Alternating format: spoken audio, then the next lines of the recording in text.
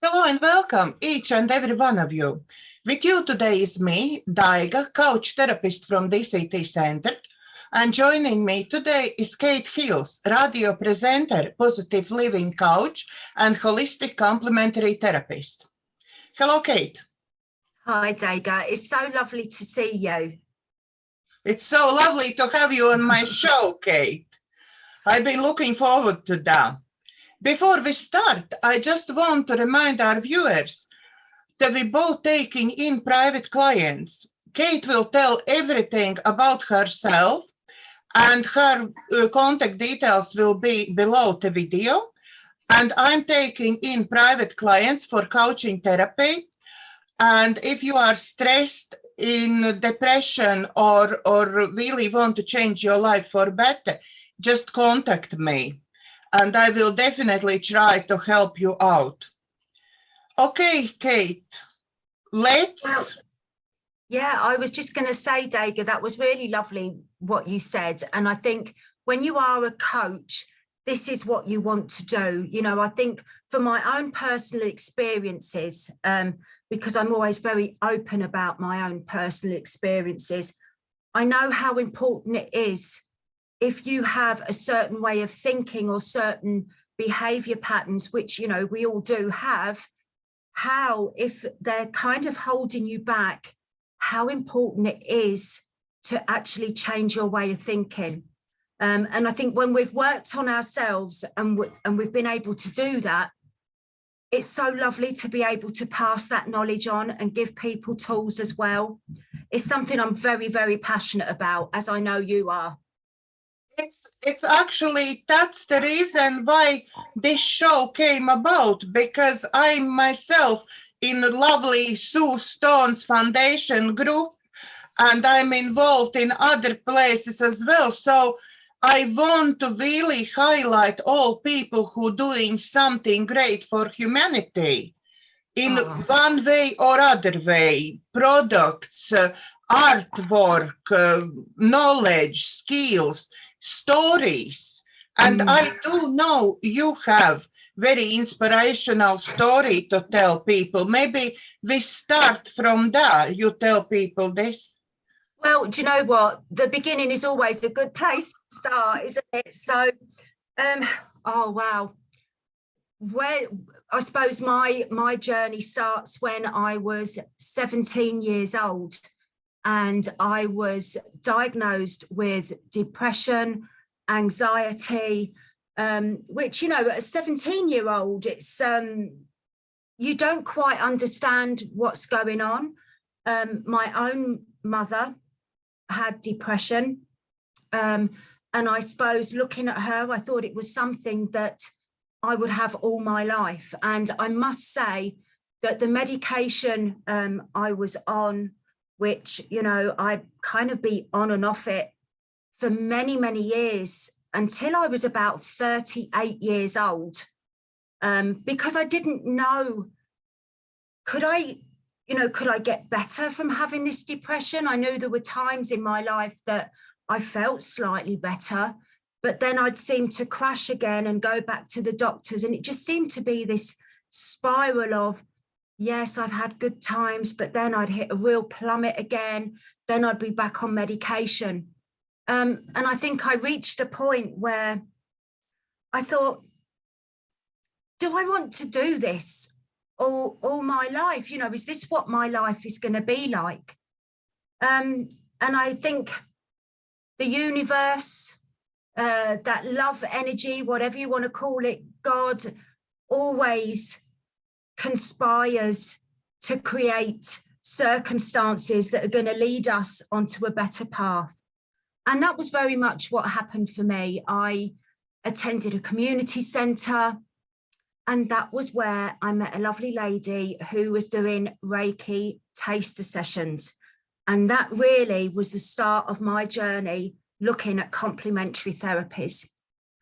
And it was really strange how things worked out, because I was obviously very open and honest with her. And she said to me, well, have you not thought about coming off your medication? You know, how do you feel? Not that she was telling me it was bad or I shouldn't be on it, but she was just, engaging and talking to me about my thoughts. So I got an appointment with the doctor, not really to discuss anything other than getting a repeat prescription. And he said to me the same thing. Well, have you not thought about coming off your medication? And it was like, wow, that's two people that have said that to me. Obviously, I need to think about this. And I just said to him, yeah, I have actually. And again, that was a journey of cutting down the medication, getting myself almost weaned off it, because I was told that I couldn't just stop. You have to do it gradually and gradually, which I did. And then I got attuned to Reiki. I'm now a Reiki master and I have been for over 25 years. That kind of gives my age away as well. Then I did Indian head massage. I studied with the lovely Sue Stone, became one of the foundation members because I met Sue Stone on the Secret Millionaire program when she was in Coventry, and then studied hypnotherapy as well as a few other things. And I think that took me on a different journey of maybe taking back some responsibility for my own health and well-being, which gave me a sense of power that I'd never felt before. It was a gradual process, but one that, looking back, I will be forever grateful for, because I'm this person now who has not been on any medication for about the last 25 or more years since I got into complementary therapies. I understand more how the mind works. We all get ups and downs. It's knowing how to deal with that. And we're all individuals. So how our mind works is individual to us. And that's something we also need to remember. Yeah. What sort of tools you using in your practice now? Reiki and hypnotherapy, or something else as well? I use a combination of treatments. I start off with having a consultation with the client, and I ascertain through that consultation what their needs are, because like I said, we're all individuals. What I find works extremely well is maybe doing a Reiki energy treatment first, which obviously gets the person nice and relaxed, and then doing some hypnotherapy. And I find the combination of those two treatments works extremely well.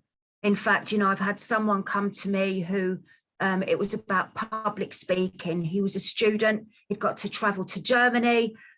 He was terrified because he said sometimes this brain fog just takes over. I only did one treatment on him. He went to Germany.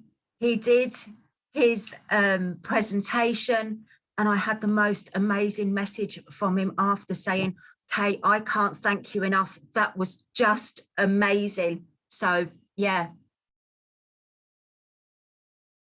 How came up idea to create and motivate community group?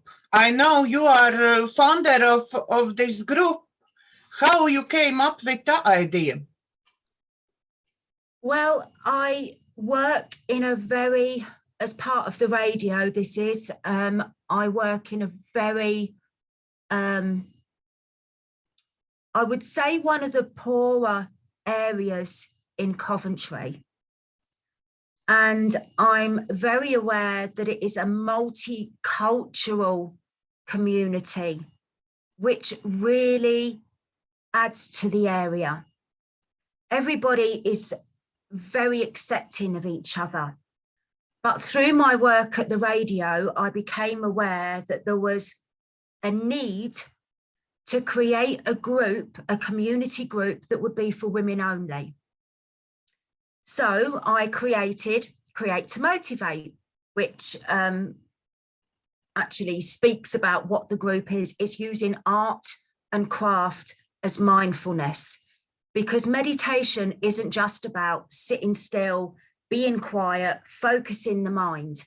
Lots of people say they can't meditate, but there is active meditation where you are so engrossed in the activity that you are doing that everything else just doesn't matter to you. So using art and craft is a brilliant tool to use. It's a group that works, as I say, with just women. Because of the cultural differences with the group, there are many women that attend the group that would not be able to attend a mixed group because of their cultural background, obviously. What this has meant, though, is that the women that come along are usually quite isolated. Sometimes their English isn't that good, but it's a safe environment. They come, they meet other women in the local community, so they create friendships, they feel less isolated. But also, Daiga, what I noticed was I was having some women come and disclose some very personal things with me. So I've also done training with Coventry Women's Haven, which is a group that works with women who are suffering domestic abuse. That training was really useful because language is everything when you are talking to these women that maybe have not spoken to anybody about this before. You know, it's domestic abuse. It's no longer called domestic violence because abuse can be coercive control, as we know. It can be gaslighting. And it's just something really close to my heart because I've been one of those women. I have been in violent relationships. I've been in a coercive relationship, and the woman always feels she is the one to blame because that's the way you're made to feel, because you're always told by the perpetrator, this is your fault. If you didn't act like that, I wouldn't behave like this. Mm-hmm. It's selective behavior. It's putting the responsibility on the other person. And of course, the perpetrator is completely absolved from all responsibility. So that really is my passion. I absolutely love it. And of course, the tools that I use with my private clients, I can pass on to the women as well. Simple things like creating a journal that you write in every day, positive affirmations. Our self-talk is so important. And when you are in that environment, your self-talk is never positive. So I hope that explains. Yeah, I think now we can show our viewers those artwork, what you've been doing. And you can tell how it came along and how it is. Yeah, I share screen now. Okay. So we will... Oh, yes. Okay. Do you see now? Yes. I'm putting my glasses on so that I can see better. But yeah. Now, these are bowls that are made from dry in the air clay. I love working with clay, but when you don't have the facilities to go to a proper place where, they've got the kiln and all the other things you might need, I use dry in the air clay, and I've found it's a wonderful medium that the women like to use within the group. So I just said we're going to, excuse me, create very simple bowls. Oh, excuse me, 1 minute. It's all this talking I'm doing.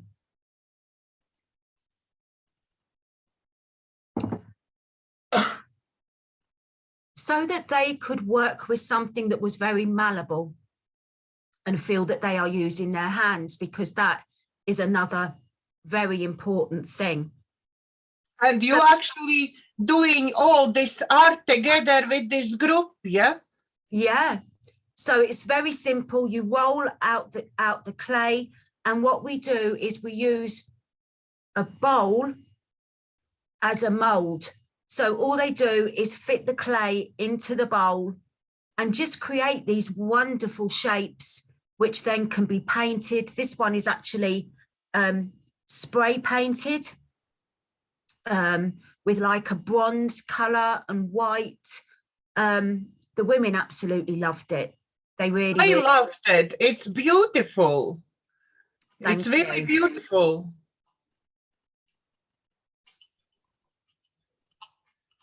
Next one we have. Yes. As I always say to the ladies, you know, when we're talking about art, art is subjective. What is a beautiful piece of artwork to one person, another person will absolutely not like it. And I'm always saying, because of course, a lot of these women have never done painting, have never done anything creative, or maybe they have, but it was back when they were in school. And I always say, look, get your canvas, get your paints, and just throw paint at it. Don't think about the finished article. Just have a go at putting paint on the canvas in any way that you like. You can throw paint at it. You can use your fingers. You do whatever you want, because that way, again, it gives them a feel of the medium that they are using. This is actually one of my pieces, and I'd never done anything abstract before, but I love this. I've actually got this hanging in my bedroom. Beautiful. It's really, really beautiful.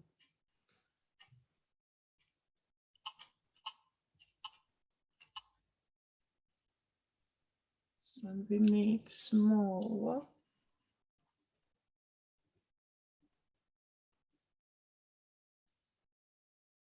That's my skills of organizing shared screen. That's fine, because I can see that. I'm sure everybody else can. I love the Tibetan style Buddha. I really, really do. And this was actually done when we were all in lockdown, and I hadn't done any painting for a while. And I really wanted to create something that would go in my meditation room, because I meditate every day, and I wanted it to have a focal point.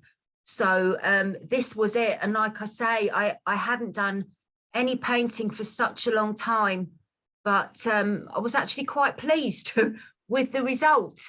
You know, and again, I always show my artwork to the ladies that attend my group, because it inspires them. It gives them ideas of maybe what they can do. And that's what I'm there for, to help them to articulate their thoughts, but also implement them. So, yeah.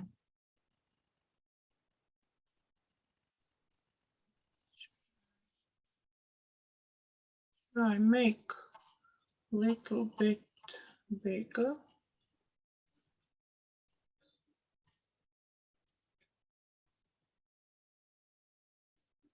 Oh, yeah. Again, this is one of my pieces done during the whole lockdown. Just really to try and start doing drawing again. You know, again, it was, I've not done any drawing, because I see myself more as a 3D artist, a mixed media artist. I love art that is interactive, so I will use a lot of mixed textures and fabrics. And if I'm using a hard medium like clay or metal, then I will like to introduce softer fabrics like handmade felt or bits of velvet or whatever. So yeah, this was. Have you actually in your life study art, or it's just coming from you? No, I studied. I did a foundation course, then went on to do. I'm trying to think of the level it was. which was another course, which was fashion, textile, and 3D. And then from that, I went on to university and did shoes and accessories. And yeah, so that is my art background. And although I studied art straight from school, because I had children early, I then went back as a mature student some 15 years ago. And, you know, it's just something, again, I'm really passionate about. I've done lots of exhibitions. I've been commissioned for artworks. Most recently, I was commissioned to do a wall hanging for the Positive Images Festival in Coventry, which is now hanging up in, would you believe, a little bar that we've got in Coventry. So yeah, I'm very happy about that.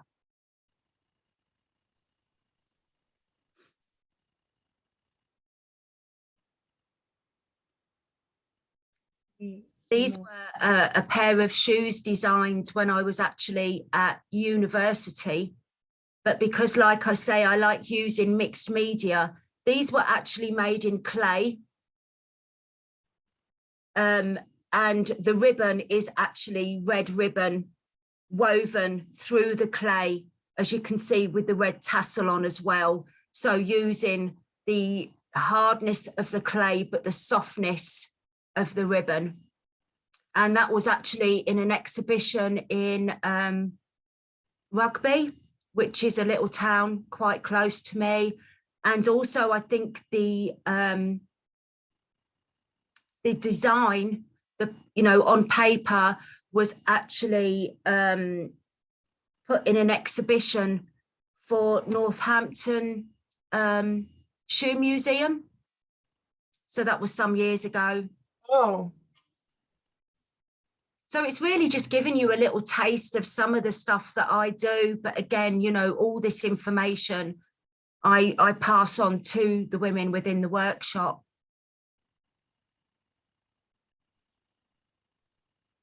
Be nice if I manage to make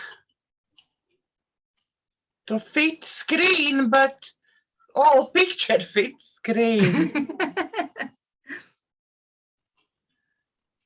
Ah, yes, this one was actually a piece that was created in the Create to Motivate workshop. I have, it's an old kind of, what would you say, something that clothes would be hung on in shops. I can't, like a mannequin, it's like a half a mannequin. And I said to the ladies, right, we are going to create beautiful pieces of artwork using that as a basis. This is actually made out of paper mache, molded over the mannequin, tissue paper, lace, sequins, glitter, and all the women created one of these, and it was more about creating something from recycled materials that looked beautiful but said something about them. So they could use any embellishments that they wanted. They could add words into it that described themselves. And they absolutely loved it. I mean, obviously, to get to this, it took several weeks. But yeah, some really... It's stunning. It's literally stunning work. Thank you. Yeah, they did enjoy it. It's so detailed, so many lovely small details in it. Well, again, you see, you know, there's lace in there and there's an element of softness with the ribbon just round the waist. And when you're using quite hard materials to add that bit of softness to it, just adds something completely different. Yeah, it's... And this one is my favorite. It's my, I like all of them, but this is my favorite. This is one that I'm still working on. In fact, I've got it next to me and it is quite a big canvas. That's why it's taken me so long. But again, I wanted to really kind of push doing something quite abstract, but that had kind of thoughts behind it. So I just used lots of different colored paint as the basis, but it gives this really quite dark background to it. And I used 2 different types of paint. So you can see the dark area, which seems to stand out more to what is my right of the picture. That was poster paint on top of acrylic paint to give it a kind of depth. And as I started working on it, I just thought, to me, this is the universe. This is how I imagine it. So that's the concept. For you, it's universe. For me, I see there some sort of portal. Yeah. I straight away, when I'm looking at this picture, I see portal there. Oh, yeah. And that, you've got it exactly, because that dark area there, I want the image, you know, the color to be around it. But when you're looking at it, I want you to feel that you're being drawn into that. That's already for me. For me, as soon as I saw this picture, I straight away saw this portal. I have no idea where it's taking me, yeah? But I literally feel drawn to this portal. Yeah. It's beautiful. It's Thank talks you. to me. It really talks to me. But isn't that what an artist wants? They want to create something that, because art is about emotion. Sometimes you'll see an image, a painting or a piece of artwork.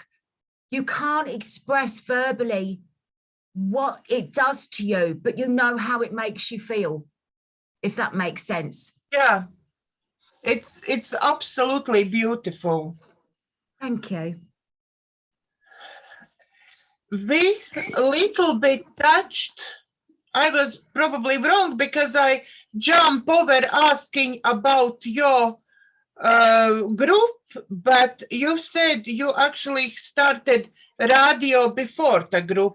Can you tell us, please, how you started radio? Well, it's a very, very funny story, Daiga. I moved to Coventry about 13 years ago this year, and I was fiddling about with the radio, and I heard, this is Hills FM. If you would like to be a radio presenter, why not come and see us? And I just thought, oh, I wonder if that would be quite a nice thing to do, and just didn't think any more of it other than, wow, there's a radio station that is called Hills, because obviously Hills is my surname. Although it's spelt differently, it's got a Z on the end, whereas obviously my name's got an S. And I just then suddenly realised, oh my goodness, it's just up the road from me. So I went and paid them a visit. They asked me if I would like to do a workshop, which I said yes, because I was new to the area. I thought it'd be a good way to meet new people, do something interesting, because I believe in life you have to show up. If an opportunity presents itself, why not say yes? You can always, you know, if it doesn't suit you, you know, but this I really enjoyed. And then suddenly I find that I've got my own radio show. And 12 years later, I'm still there. I teach people radio training as well, interview techniques, how to work everything in the studio. I have a radio show every Wednesday morning, 9 till 11, and that is on Hills FM 98.6 for anybody that wants to tune in. It's mainly music, but I get an awful lot of interesting people. So people that work in charities, different organisations that work in the community, artists, poets, writers, you name it. I've even had, would you believe, the funniest interview I did was actually with Joe Pasquale, who he doesn't really have that high-pitched voice. Anybody that knows Joe Pasquale, you know, if you remember that song, I know a song that will get on your nerves, get on your nerves, get on your nerves. That's Joe Pasquale.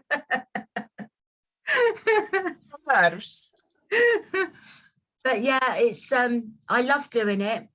I'm also the station manager there, but only part-time. So yeah, I tend to look after the DJs, arrange meetings, keep them up to date with staff. And more recently, because Coventry is the city of culture, I was part of and so was the radio, obviously, part of a collaboration with the local BBC radio station, City of Culture, doing a simultaneous broadcast with 7 other community radio stations. We all created an hour's show to go out, and it went out simultaneously. This has never been done before. So on a specific day, at a specific time, all these stations had the same output, with every radio station having their hour show. It was amazing. It was amazing. Yeah, it sounds great. It sounds very interesting, and something very similar what I'm doing with my shows now, meeting so many interesting people. So it's really great.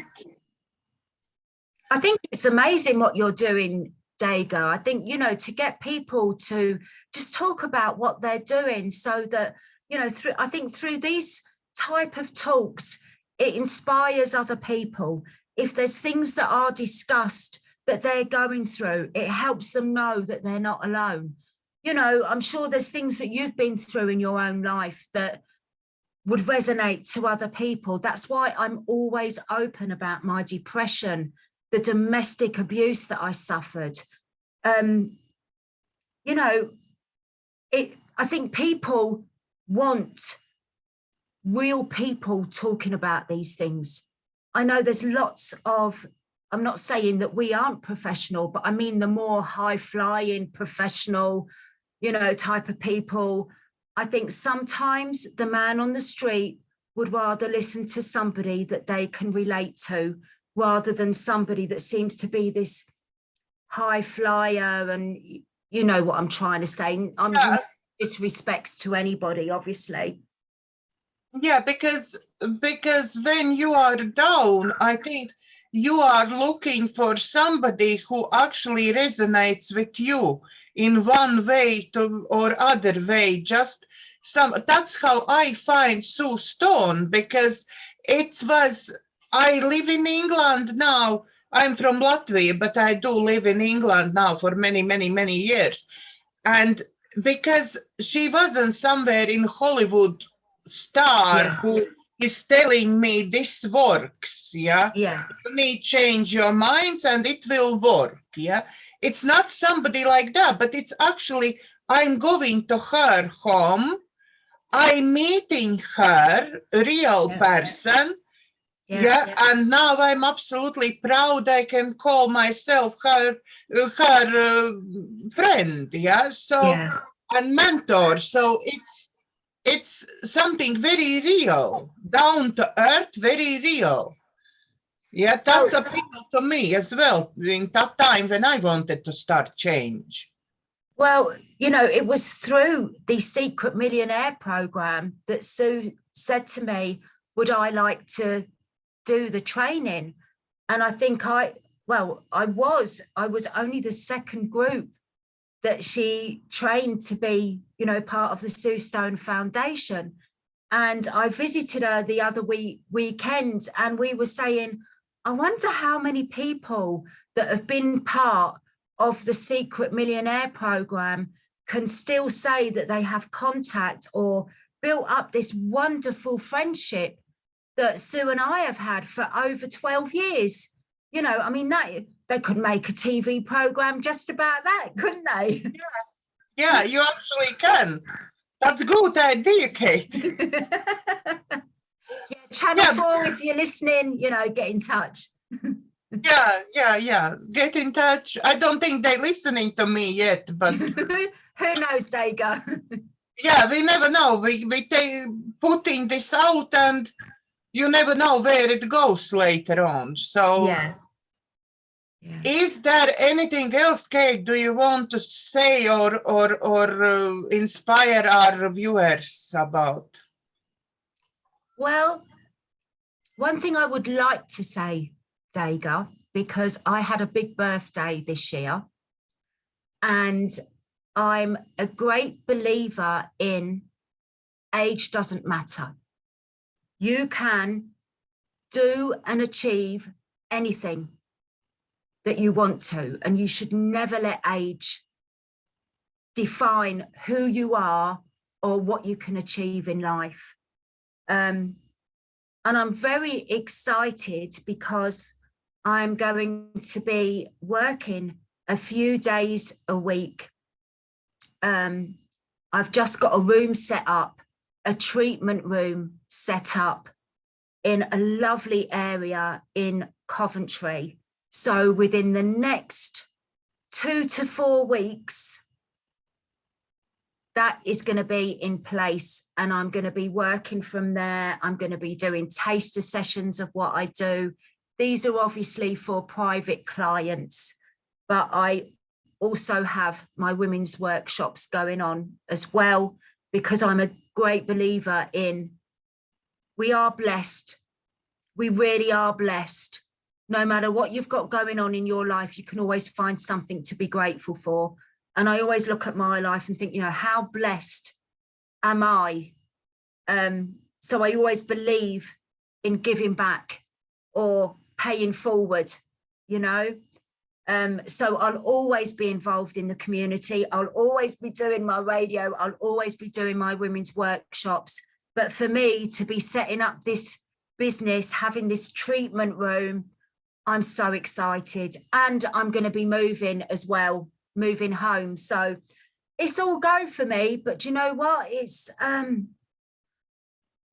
this feeling I've got about this year and moving forward. I just, the excitement I'm feeling inside is, I don't know how you feeling. I don't know how you feeling, but I think this year is something which brings so many changes. At least for me, I take on something that I never done before.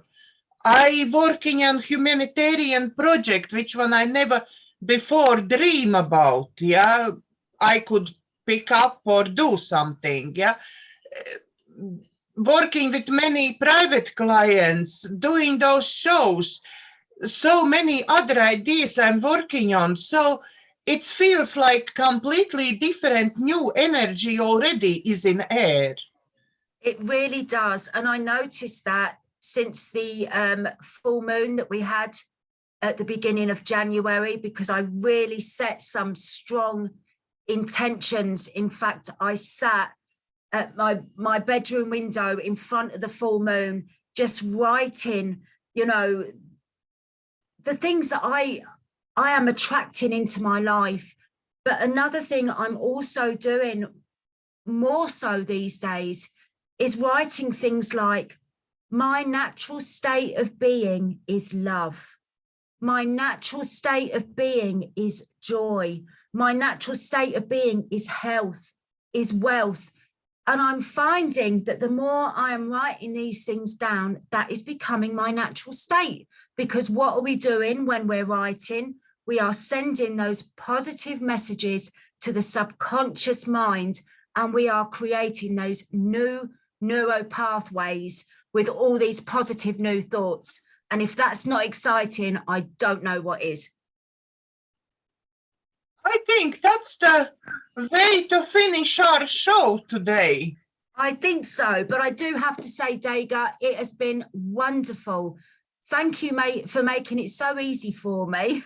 I'm usually the one doing the interviews. You were brilliant. How actually feels to be on other side when you have to disclose information about yourself instead of asking questions to others? A little, I'm not going to say uncomfortable, but I did just think to myself, it's just as well I know what I'm talking about. Yeah. Now you know how others feel in your shoes, yeah? Yes, I do. Yeah, thank you for that, Daiga. You're very welcome. Thank you very much for this opportunity that you came to my show. Thank you very much. Thank you very much, everybody who view our show. If you like my work, please share, subscribe to my YouTube channel, because many more interviews like this and like those what I done before with extremely brilliant people is coming more on my channel. So if you like to support me, there is PayPal, buy me a coffee link under my channel, so you can buy me coffee. This will greatly help support my family. And thank you for watching. From our hearts to yours. Thank you and God bless.